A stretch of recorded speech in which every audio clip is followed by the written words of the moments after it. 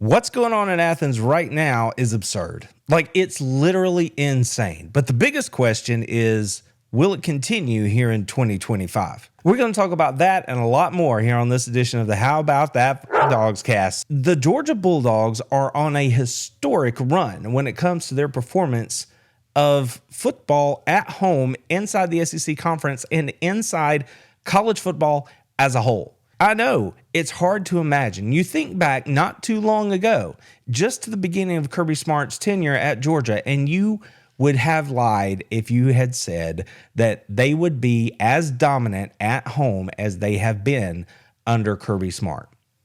It's mind-blowing. And tonight, what we're going to do is take a moment and walk through exactly what the Georgia Bulldogs have been able to do over the last few years, this decade, as far as winning games at home in Athens, and how that stacks up to some historical teams. And then we'll answer the question about whether or not that's actually going to continue. We have to start at the beginning. When you say you're going to start at the beginning and you're talking about Kirby Smart, well, that just means that, of course, we are right here in spring practice. And you can't do anything in the fall if you don't lay that groundwork here in the spring and during the rest of the off season when we go through summer workouts and then into fall camp.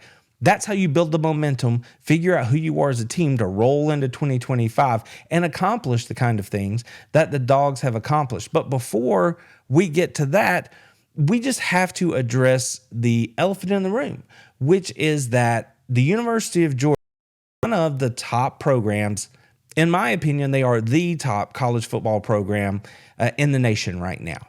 And the thing about being a top program is that you have to be able to win your home games, not just win 3 out of 5 or 3 out of 6, not go 500. No, you have to be dominant at home.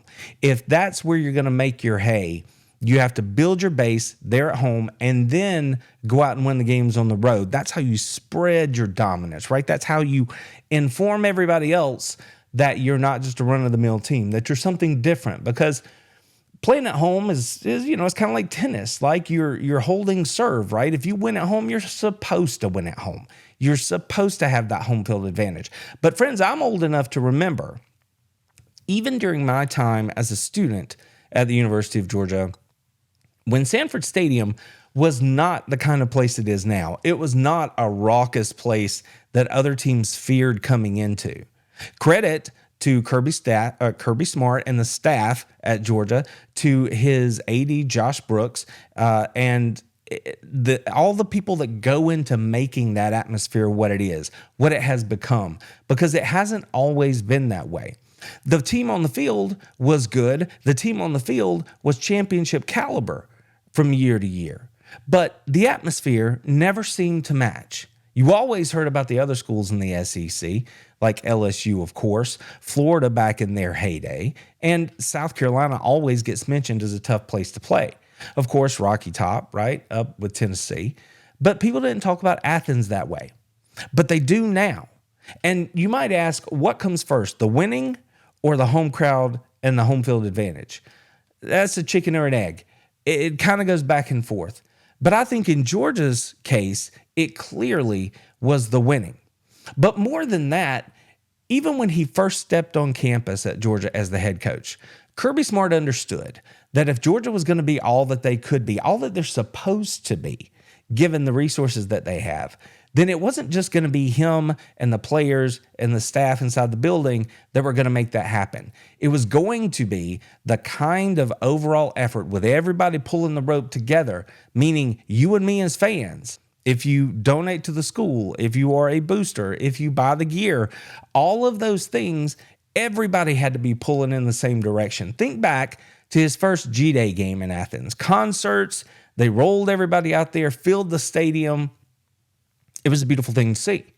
And here we are, as Kirby enters his 10th season. Yeah, G-Day isn't like 93, 94,000 anymore, but you're still getting 50, 60,000 in there routinely. And home field advantage in Athens has become something that other people talk about. Shoot, when the new college football game came out last year, Georgia was ranked right up there among the toughest places to play in all of college football. And I mean, what else makes it real other than to have it represented that way in a video game? Am I right? So The transformation under Kirby Smart has been something to see, but make no mistake, if the quality of the play on the field isn't good, then you're not going to have that same level of buy-in from the fan base and from the donors and boosters and everybody else that has to make that happen. And just for a little historical perspective, again, showing my age, I'm old enough to remember the 1985 to 1994 run. I was in high school right there at the tail end of that. I remember the run that the University of Miami had where they won 58 consecutive home games. That was a number that I thought would never be touched. Inside the SEC, the only team that had ever gotten close was the Alabama Crimson Tide at 31 consecutive home games. We've got some things to talk about historically speaking, but also about what's going to happen here in 2025. That's where we have to start. So if the Dogs are going to roll their helmets out there and keep this streak going, they're going to have a little work to do to make that happen. We all know that the season is fast approaching, but as we enter that season, we have to start thinking about where they are historically. So let's do that first. The home winning streak currently stands at 31 games for the Georgia Bulldogs.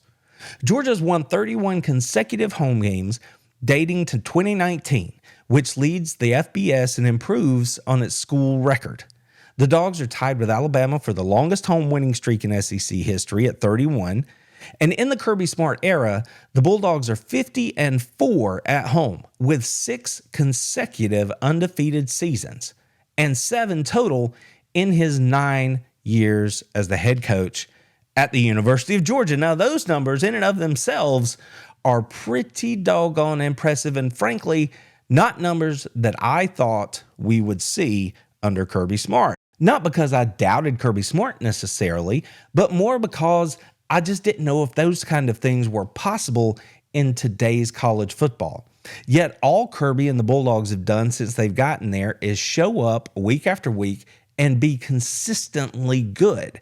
And take that notion to heart that if you're going to be a good football team, if you're going to be one of the top teams in college football, if you're going to ascend to the position of the top program in college football, then you have to win your home games. It's non-negotiable.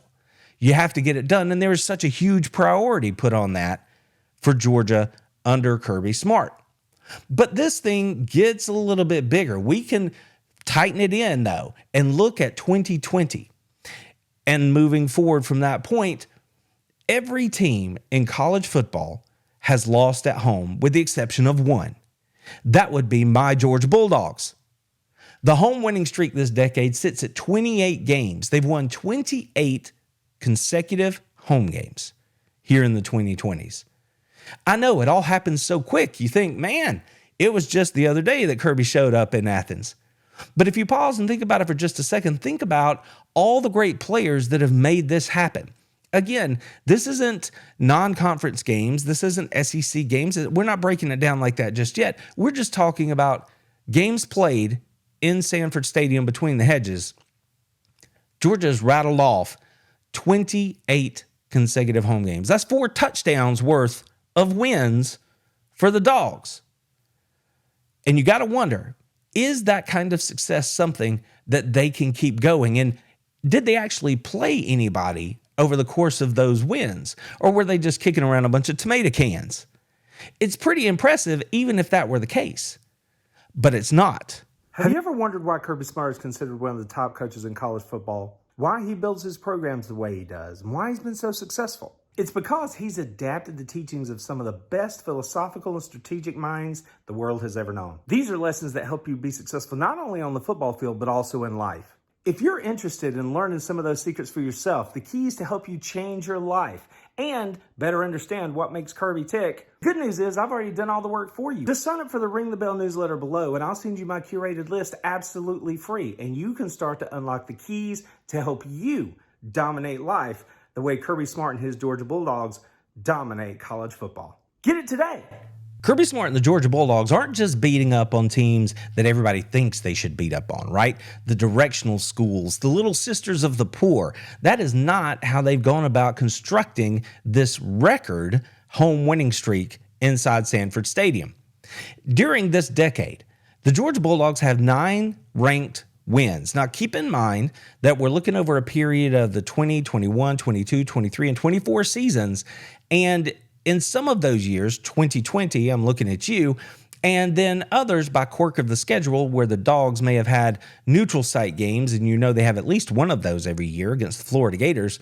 This number could be higher, but taking all of those games away, the games that didn't get played in 2020 and the neutral site games that the Dogs have opted into, they still have faced and defeated 9 ranked opponents over the last 5 seasons.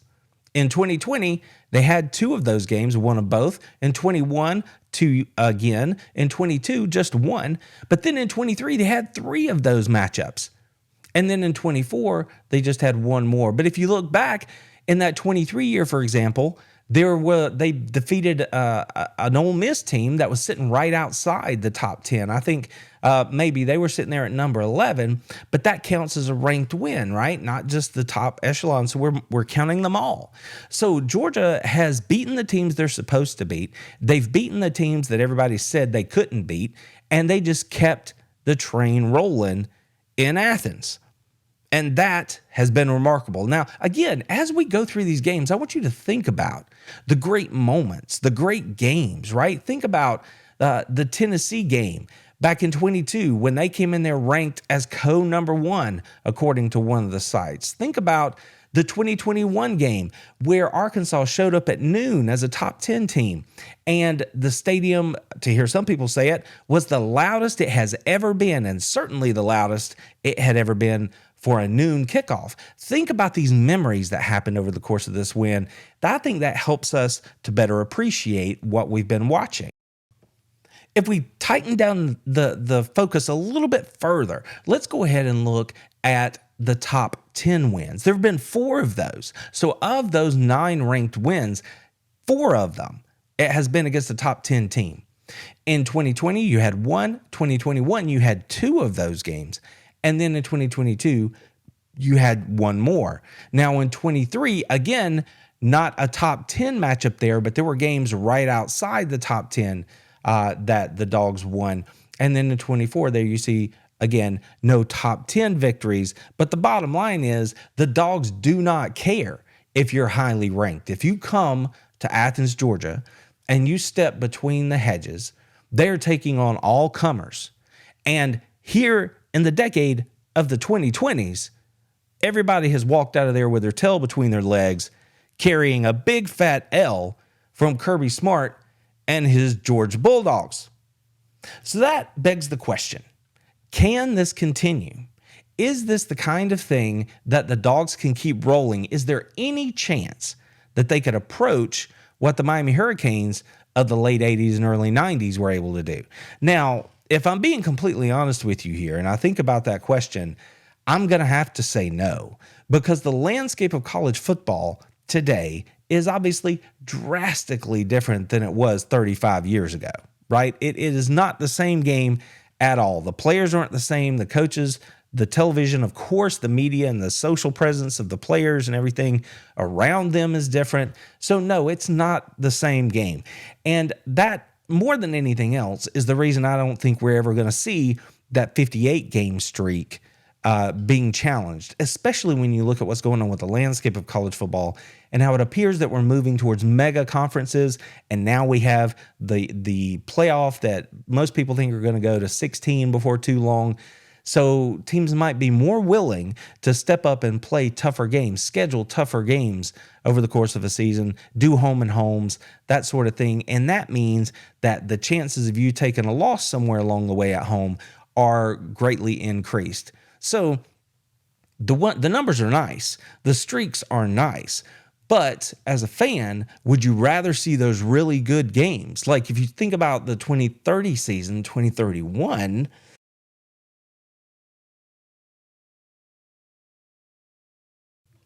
you think about the 2030 season and the 2031 season, Georgia currently has a home and home scheduled with the Ohio State Buckeyes.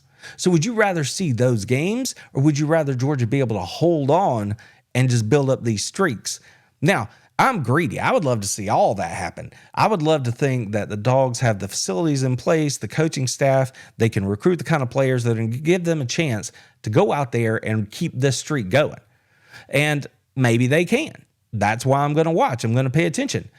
But if I'm being honest, I have to say it's doubtful. It's doubtful that they're going to be able to touch, 40. Like if they get to 40, that would be insane. And keep in mind that they're already sitting at 31. So I think that's a pretty good point for us to turn our attention to the 2025 schedule and see just exactly who it is the Dogs are going to have to play. So starting off the top, if you look at the first two games, they're both at home, and that's nice. And they're both games that the Dogs are expected to win. Keep in mind that Georgia's tied currently with Alabama for the most consecutive home wins in the SEC in the history of the conference at 31. So when the Dogs take the field against Marshall, and I'm presuming it's Gunnar Stockton steps under center, and then presuming that the Dogs get the win when that thing's over, they're going to have a new SEC record for the most consecutive wins at home. That is something to be proud of. To hold that record in what is absolutely the best college football conference in all the land, that's something that all of us can be proud of. And that's what is at stake against Marshall. It's not just some random opening season game. Nope. This has a little something to it. One for the history books. And keep in mind that every time they step on the field moving forward, this thing has the potential to grow. So the next week, when it's Austin Peay, they could bump that number up to 33. And now we're only 7 games away from that 40 number I was talking about. And now you start to think, can this happen? Can the Dogs navigate this home schedule, which by any measure is quite possibly the best and potentially the most difficult home schedule in Georgia football history? Can they remain undefeated and carry the streak forward as they move into 26 and give themselves a chance to actually reach that magical 40 number? I don't know. It's going to be challenging because after they get those 2 home games under their belt, they go on the road to play Tennessee. They have an open date, and then here comes the Crimson Tide at the end of September. Everybody knows Georgia has their issues with Alabama. Whatever the reason, there they are. I've said it before that the obstacle is the way. If Georgia is going to achieve something great, then you have to do something great. And if they can make it through this schedule and get that done, come out on the other side undefeated at home again, that is something that everybody would have to take notice of. It's going to be a tall task because after Alabama, Kentucky comes in. I know Kentucky is Kentucky, but Kirby Smart will tell you, the players will tell you that that game is a physical football game and that they are well coached and it's always a challenge. Now, you get to decide whether or not you believe that, but that's what Kirby's going to tell you. He's going to tell you that that Kentucky team has a chance to beat Georgia. You don't have to believe him, but that's what he's going to tell you. And then they're on the road again. They play Auburn on the Plains, but then they come right back home, and it's the Ole Miss Rebels. And the Dogs are going to have a little bit of revenge on their mind, right? After what happened at Ole Miss last year, the performance they put on the field in the rain down there and taking that loss, that was pretty ugly. You got to think that if they could just make one right, that would be the one. I'm not making any predictions right now, but if we look at the home schedule, I think they're going to get those first 2. Then Alabama comes in there. And if they can get that one, of course, Kentucky's the next week, but they're going to be sky high. And I would have to think that they're going to take care of that Kentucky team. So now they would be 4-0 at home in 2025, which will put that number at 35. And that would be impressive enough. Then here comes Ole Miss. That would be 36 if they can get revenge right there. Now we're back on an open date. Then we're on the road for one of those neutral games that everybody knows about. And they have to go on the road again to play against Mississippi State before they come back between the hedges to bring Arch Manning and the Texas Longhorns down south and show them how it's done. Now, everybody said Georgia couldn't beat Texas the first time. And then they stumped a hole in them and walked it dry out in Texas. And then all the Texas fans said, well, you can't do it twice.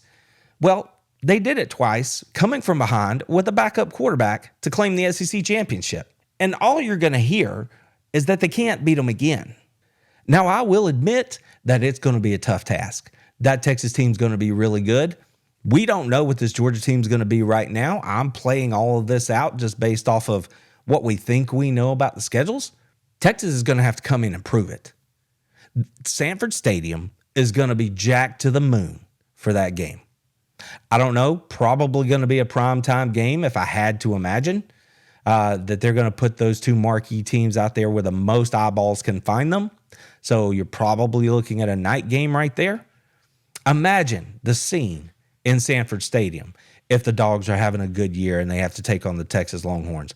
Imagine what that's going to look like if they show up and they get out there and they have an opportunity to continue this streak. If they have been undefeated at home so far and they know that the only hurdle that's left for them is those Texas Longhorns, that place is going to be out of sight that night. And then they finish up the home schedule against Charlotte, and we all would have to assume that that's going to be a game that they can win. Can the Dogs do it? In your estimation, can they get through this schedule and keep it rolling and remain undefeated at home here in the 2020s?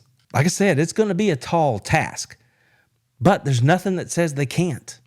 There's no rule that says you have to lose. There's no rule that says that this team can't gel and come together and play at a level that's good enough to represent the players that have come before them in the same way and get this thing done. That's why we watch the games. That's why we're interested. And I know that I, for one, am going to be thinking that the Dogs have a chance. And there's one main reason I feel that way. And it's the head coach at the University of Georgia and the program that he's built. And if you think that I don't know what I'm talking about, just listen to him. Let him tell you what the Georgia Bulldogs are all about when teams come into Sanford Stadium and want to take their best shot against the Dogs. Well, it's not about them. It's not about what they think. It's about what we think and how we play. That's what we focus on is us. There you have it. That's what we focus on is us. They're not worried about anybody else. It doesn't matter what you're ranked. It doesn't matter which conference you're in. All that matters is who was in front of us, and that is what the Dogs are going to focus on. And if they can manage to do that week after week in a 25-year where they've got so many new players on the roster, if they could manage to grow up fast enough over the first 3 games of the season, the first 2 games of the season to get themselves ready to defend their home turf against Alabama when they roll in there in September, if they can pull all of this together, the Dogs have as good a chance this year, even against this schedule, as they've had in any year past of remaining undefeated at home and continuing a streak that, frankly, I wasn't so sure they even had a shot of thinking about. So can the Georgia Bulldogs continue their dominance at home under Kirby Smart here in the 2020s? Can they rattle off yet another undefeated season between the hedges? The odds are long. Not going to lie to you about that. This schedule that they have to face, it's a tough one. Alabama, Ole Miss, and Texas among the teams that have to come in and play the Dogs between the hedges here in 25. Any way you slice it, that's going to be a challenge, both between the ears and on the field. But, like I said, if I'm going to believe in anything, if I'm going to buy into anything that someone's trying to sell me, it would be Kirby Smart and the program that he's built. And the way that Bulldog Nation has rallied behind that team and their head coach, I think I would put my money on that and roll the dice and give them as good a chance as anybody else to get through their home schedule undefeated here in 25. And if they do that, we're going to come back and we're going to be looking at some truly rarefied air moving into the following years where the schedule will get easier, relatively speaking, and the team will be older and more experienced, relatively speaking. So you would have to like the Dogs' opportunities to continue that streak even further, 2026 and beyond. Be sure to watch the other videos here on the channel while you're here. Go Dogs! Told them, how about them fucking Dogs? That's what I told them.